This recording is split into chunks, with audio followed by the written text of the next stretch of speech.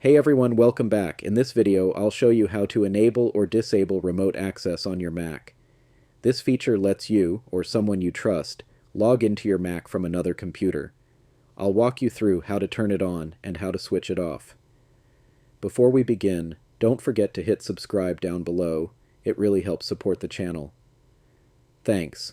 Alright, let's get started. First, click the Apple icon in the top left corner of your screen and select System Settings.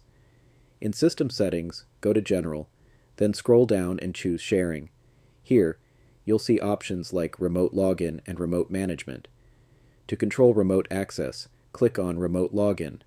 To enable remote access, toggle the switch on. To disable remote access, simply toggle it off. If you have it turned on, click the small eye icon next to Remote Login for more details. Here, you'll find the command you can use on another computer to connect to your Mac. You'll also see options for access control. Allow all users to connect, or restrict access to specific users. By default, it's usually limited to administrators. You can also click the plus button to add other users who should have remote access. Once everything is set, anyone with the right login credentials will be able to securely connect to your Mac. And that's it. That's how you enable or disable remote access on macOS. If this video was helpful, give it a thumbs up, drop a comment if you have questions, and don't forget to subscribe for more Mac tips and tricks.